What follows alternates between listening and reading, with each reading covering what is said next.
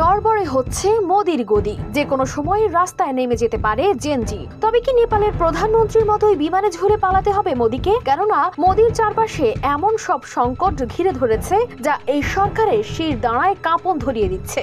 দক্ষিণ এশিয়ার একাধিক প্রতিবেশী দেশের সাম্প্রতিক রাজনৈতিক পরিস্থিতি ও নিরাপত্তা ঝুঁকি ঘিরে গভীর উদ্বেগ প্রকাশ করেছে ভারত। কয়েকদিন আগে কলকাতায় ভারতের সামরিক বাহিনীর বড় সম্মেলনে স্পষ্টভাবে উঠে এসেছে এক ভয়ঙ্কর বার্তা। প্রতিবেশী দেশগুলোতে অস্থিরতা বাড়ছে, আর এর প্রভাব পড়ছে সরাসরি ভারতের নিরাপত্তায়। এই উত্তপ্ত পরিস্থিতি কেবল ভারত নয়, পুরো দক্ষিণ এশিয়াকেই কাঁপিয়ে তুলতে পারে।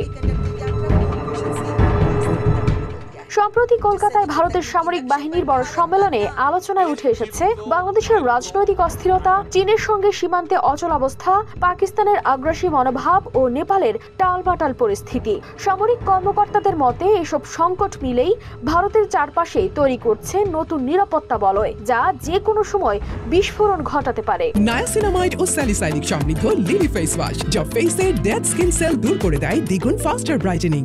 তারা বলছেন বাংলাদেশের সরকার পরিবর্তনের সম্ভাবনা ও উগ্রপন্থী গোষ্ঠীর উত্থান ভারতের কাছে এখন সবচেয়ে বড় চিন্তার বিষয়। সীমান্তবর্তী পশ্চিমবঙ্গ ও আসামের গ্রামগুলোতে অনুপ্রবেশ বাড়ছে। স্থানীয়রা হঠাৎ অপরিচিত মুখ দেখতে পাচ্ছে।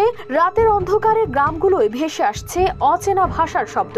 এসব পরিবর্তন দীর্ঘমেয়াদে ভারতের অভ্যন্তরীণ নিরাপত্তাকে নাড়িয়ে দিতে পারে। অন্যদিকে পাকিস্তান এখনো জঙ্গি গোষ্ঠীগুলোকে অর্থায়ন করছে। সীমান্তবর্তী রাজ্যগুলোতে টহল বাড়ানো হলেও আতঙ্ক রয়ে গেছে প্রতিদিনের মতোই। চীনের সঙ্গেও স্থল ও সমুদ্র দুই দিকেই টান টান উত্তেজনা। লাদাখের বরফ ঢাকা সীমান্তে নিঃশব্দে দাঁড়িয়ে থাকা সেনারা অনুভব করছে এক অদৃশ্য চাপ, যেন যে কোনো মুহূর্তে ঝড় আসতে পারে।